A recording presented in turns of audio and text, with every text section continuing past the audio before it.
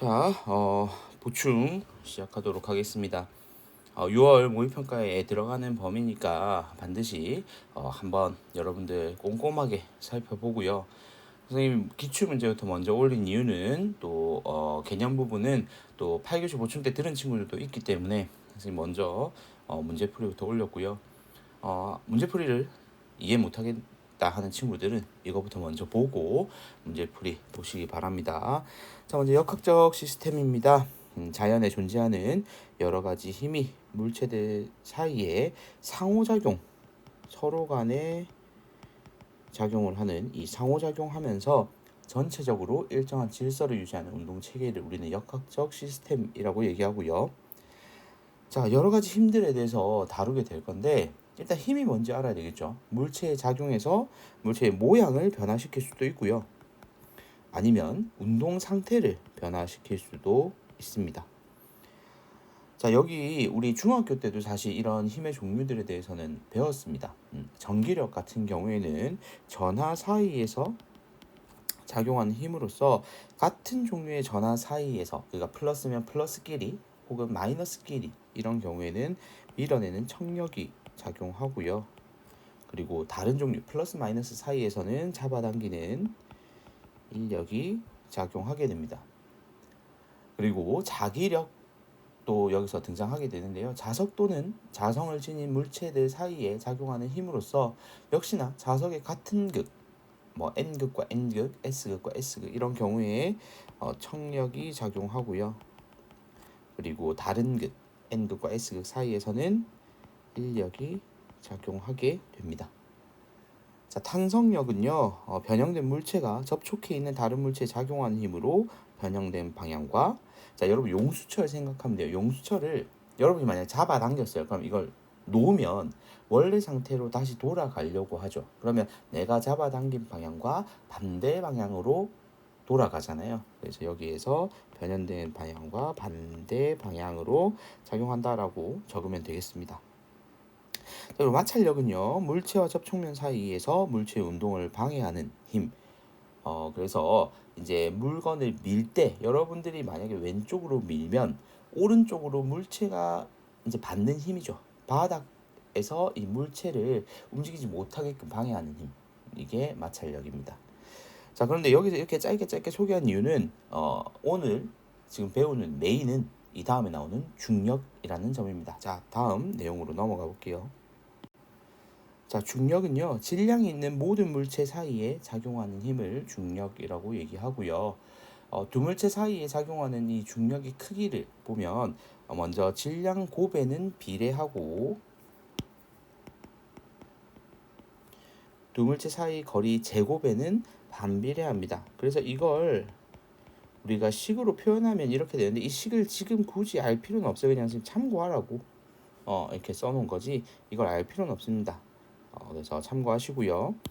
자, 전기력이나 자기력과 달리 밀어내는 청력은 없어요. 밀어내는 청력은 없고 서로 당기는 힘으로만 나타나기 때문에 또 서로 접촉해 있거나 또 멀리 떨어져 있더라도 작용이 가능합니다. 또 지구 중력은요, 지구가 물체에 작용하는 이 중력은 지구 중심 방향으로 작용을 하고 있고요. 또 지표면으로부터 높이 올라갈수록 잡아당기는 힘이 아무래도 닿지 않으니까 좀 멀어졌잖아요. 그러니까 거리 제곱에 반비례하니까 작아집니다. 자, 그리고 질량과 무게는 이미 중학교 때 여러분들 개념 차이는 배웠습니다. 질량은 물체의 고유한 양으로서 장소가 바뀐다고 해서 값이 달라지지는 않아요. 그리고 우리가 단위는 킬로그램이라는 걸 사용하고요. 무게는 물체가 받는 중력의 크기를 나타내는 물리량이기 때문에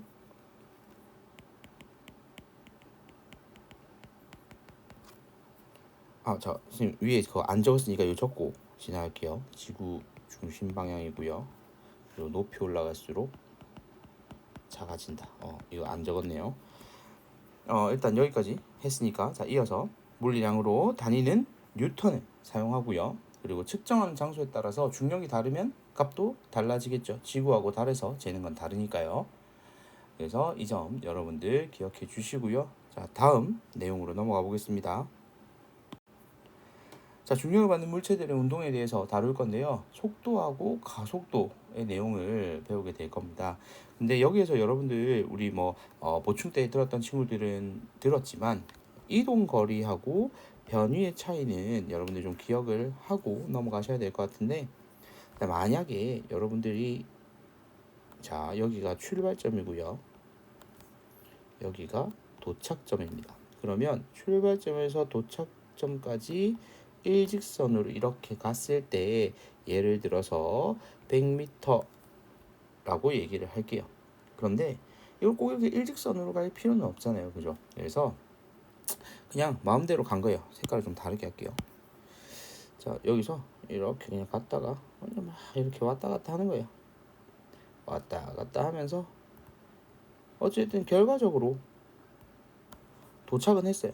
그래서 이 총 이렇게 이동한 걸 재봤더니 얘는 한 300이라고 할까요? 그냥 300m를 움직였다고 칩시다. 자, 그러면 여기에서 이동한 거리, 실제적으로 이동한 거리는 파란색 선인 300m가 되겠죠. 이동을 했으니까. 그런데 변위, 얘가 변화한 위치는 중간에 어떻게 갔던지는 상관이 전혀 없이 빨간색으로 표시되어 있는 것처럼 출발점에서 도착점까지를 최단거리로, 즉 일직선으로 쭉 껐을 때의 거리인 100m가 변위가 되는 겁니다. 그래서 예를 들면 이제 이 이동거리하고 변위를 같은 시간으로 따지면 똑같이 10초를 줬다면, 자 속력의 경우에는 걸린 시간분의 이동거리, 즉 300m니까 30이 되겠죠. 30m/s가. 그런데 속도로 따지면 변위를 나눌 거니까 100m를 10초로 나눠서 10m/s가 될 겁니다. 물론 여기서 조금 여러분들이 헷갈린 게 그럼 속도가 더 느린 거 아닌가 생각을 할 수가 있어요, 그죠? 그렇게 생각하면 안 되는 게, 지금 선생님 같은 시간으로 나눠서 그렇지 실제로 여러분 100m 일직선 쭉 달리는 거하고 300m 이렇게 왔다 갔다 하는 거하고 어느가 더 시간이 오래 걸려 있어요? 300m 더 오래 걸리죠. 자, 그래서 요거는 여러분들 참고하시라고 말씀드린 거고요. 자, 밑에 속력과 속도 볼게요. 자, 속력은 물체의 빠르기를 나타내는 물리량입니다. 단위 시간 동안의 이동 거리로 나타내고요. 속도 같은 경우에는 빠르기도 빠르긴데 여기에 하나 추가된 게 굉장히 중요한 게 하나 보입니다. 운동 방향이 나타나는 물리량입니다. 그래서 단위 시간 동안의 변위로 나타내는 겁니다. 그래서 식을 밑에 지금 정리해놨고요. 이걸 우리가 그냥 여러분들 여기서는 굳이 나오진 않았지만 양만 따지는 이런 값을 우리가 스칼라 양이라고 얘기를 하고요. 그리고 속도같이 이렇게 방향이 들어간 건 벡터 양이라고 얘기를 합니다.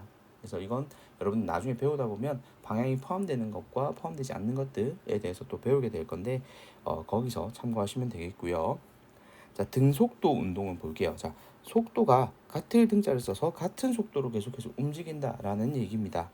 물체의 빠르기와 운동 방향이 시간에 따라 변하지 않는다는 얘기죠. 아까 얘기했다시피 속도라는 값은 빠르기도 가지지만 운동 방향을 함께 가지기 때문에 시간에 따라서 이게 변하지 않아야만 등속이라고 얘기를 하는 거예요. 그래서 등속 직선 운동이다라고 얘기를 하는 거고요. 그래프상으로 일정한 속도값 유지를 하고 있고, 그리고 시간분의 변이가 결국에는 이 그래프상의 기울기가 시간분의 변이잖아요. 즉 이 속도가 변하지 않는 일정한 기울기를 가지는 운동. 그래서 이런 그래프만 보고도 여러분들이 등속 직선 운동이구나 라는 걸 여러분들이 구분하실 수 있어야 되겠습니다. 자, 다음 페이지로 넘어가 볼게요.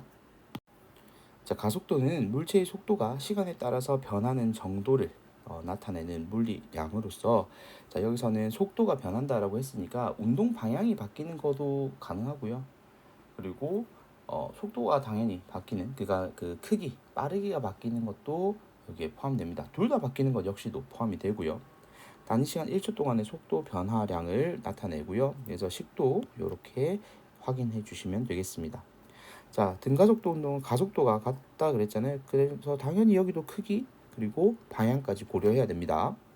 자, 일정한 이 가속도로 움직이고 있는 그래프를 보거나 아니면 시간분의 속도의 변화량, 즉 이 기울기 역시도 가속도를 의미하니까 가속도가 일정하거나, 그리고 시간분의 위치로 따지면 이게 점점 이렇게 증가하는 형태가 나타납니다. 자, 이건 당연히 속도 변화량이기 때문인데요. 이런 부분들은 사실 공식적인 게 많이 들어가요. 근데 우리가 또 환자를 본 8교시 때 수업, 보충 수업 들은 친구들은 선생님 공식까지도 얘기를 했었지만 여기에서는 일반적인 개념만 다루도록 하겠습니다. 뒤에 모의고사 문제풀이를 먼저 본 친구들 아니면 앞으로 볼 친구들은 알겠지만 모의고사에서 이 식을 가지고 계산하는 문제들이 출제되지는 않았습니다. 그래서 여러분들이 이 그래프를 해석할 수 있는 정도면 될 것 같고요. 자, 다음 내용, 가장 자주 모의고사에서 나오는 부분을 선생님하고 지금부터 볼 테니까 이 다음 부분을 좀 더 주목해 주시기 바랍니다. 자, 사실 모의고사에서 가장 많이 출제되고 매 모의고사 때마다 빈출된 이 문항이 바로 이 중력을 받는 물체 운동 해서 자유낙하 운동 그리고 수평 방향으로 던진 물체 운동을 비교하는 형태의 문제가 빠지지 않고 출제가 되어 왔습니다. 그래서 앞에 있는 공식 그래프 해석보다 이 부분이 더 많이 나왔기 때문에 여러분들이 이 부분을 좀 더 주목해 주시고요. 앞서 다룬 부분들은 여러분들이 이제 물리 1을 선택하게 되면 그때는 당연히 많이 나오는 부분이라서 일단 여러분들이 고1 통합과학 모의고사에서는 이 지금부터 하는 내용을 잘 기억해 주시면 좋을 것 같아요. 먼저 자유낙하 운동입니다. 지표면 근처에서 가만히 놓은 물체에 작용하는 힘은요. 자, 내 손에서 물체가 떨어지는 순간부터는 나는 작용을 할 수가 없어요. 이 공에서 손을 뗐기 때문에. 그러면 이 공을 잡아당기는 중력밖에 없는 거죠. 그래서 이때는 중력밖에 없고요. 중력의 방향은 지구 중심 방향이고 그 다음에 크기도 이 중력 가속도를 작용하는 일정한 크기를 가지고 있으니까 중력 방향으로 얘는 일단 가속도를 가지고 있어요. 그래서 등 가속도 운동을 하게 됩니다. 이걸 말하기 위해서 위에 사실 등 가속도라는 개념을 설명한 거예요. 자, 이건 바로 내 손에서 이렇게 놨을 때인데 문제는 내가 이 공을 수직으로 놓는 게 아니라 이 공을 만약에 수평으로 던진다면 예를 들어서 내가 야구공을 던지거나 하게 된다면 이때는 손에서 이 공을 떠나게 될 때는 내가 주는 힘의 방향은 수평으로만 갑니다. 그죠? 그런데 이 공이 내 손을 떠남과 동시에 받는 힘은 중력밖에 없다 그랬잖아요. 근데 이 중력은 아래로 작용하죠. 자, 그래서 자 옆에 그림 한번 볼게요.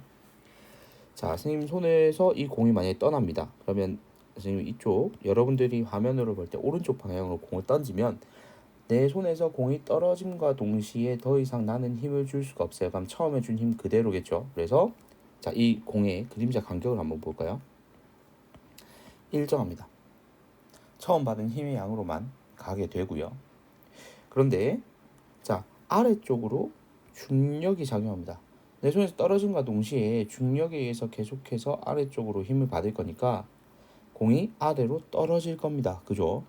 아래로 떨어질 건데 아까 얘기했죠. 중력 가속도. 얘는 가속도를 가지기 때문에 지금 이 그래프 상으로 옆에 보면 이 그림자가 이렇게 보여요. 간격이 이렇게 보일 텐데 이 간격이 점점 어떻게 되고 있어요? 간격이 커지고 있죠. 즉, 더 빨라지고 있다는 얘기입니다. 그래서 이 두 힘이 합쳐져서 이렇게 포물선을 그리면서 떨어진다라는 얘기를 하고 있는 겁니다. 그래서 여러분들 여기서 구분해 줘야 될 건 지금 옆에 정리를 해놨는데 수평 방향으로는 더 이상 내 손을 떠난 이후부터는 힘이 작용하지 않아요. 그래서 등속도 운동을 하고요. 연직 방향, 이제 위아래 이 수직 방향으로는 중력만 작용하기 때문에 중력에 의한 등 가속도 운동이 발생하게 됩니다. 그래서 여러분들은 이 내용을 잘 기억하고 문제 풀이할 때 이 내용을 위주로 풀이를 하시면 됩니다. 자, 뉴턴의 사고 실험에 대한 내용은 뭐 따로 모의고사 이런 데 다루진 않지만 물체 수평 방향으로 이제 특정 속력으로 던지게 되면 물체는 계속 떨어지지만 지구가 둥그니까 이 땅에 닿지 않고 계속 지구 주위를 계속 도는 원운동을 할 수 있다라고 얘기를 한 거예요. 이제 이런 걸로 이제 인공위성이나 이런 것들을 연결시키면 되겠죠. 그런데 뭐 여기에서는 굳이 중요한 부분은 아니니까요. 자, 다음 중력과 자연현상 보고 마무리를 하겠습니다. 우리가 중력 같은 경우에는 앞서 배웠던 우리 지구 시스템 있죠. 거기에 대기의 구성 성분, 대류 현상, 기상 현상 이런 것들에 영향을 주고요. 그리고 앞으로 여러분들 또 배우고 있는 생명체의 몸 구조와 생활 방식 등의 생명 시스템에도 영향을 주게 됩니다. 예를 들면 기린 같은 경우에 목이 굉장히 길잖아요. 근데 얘가 심장이 목 중간에 있거나 이런 건 아니잖아요. 얘도 심장은 가슴 부분에 있을 거란 말이에요. 그러면 거기에서 그 목 위에 있는 머리까지 혈액을 공급해줘야 되니까 훨씬 더 이 심장의 기능이 더 좋아야 되겠죠. 그래서 그것도 역시나 중력을 거슬러 올라가야 되기 때문에 그렇게 필요한 겁니다. 이런 내용들이 연결된다라는 걸 소개하는 거니까 참고하시고 여러분들이 이번 내용에서 주목해야 될 점은 중력을 받는 물체가 자유낙하 운동 그리고 수평 방향으로 던졌을 때 어떤 차이가 생기는지 기억해 주시면 되겠어요. 자, 혹시 문제풀이를 먼저 들었던 친구들은 이제 개념으로서 다시 한번 정리를 하시고 아직 안 들은 친구들은 연도별 문제 풀이하면서 이 문제가 어떤 식으로 나왔는지 그리고 보기에서 어떤 식으로 보기를 다루는지 한 번 더 확인해 보시기를 바랍니다. 이상입니다.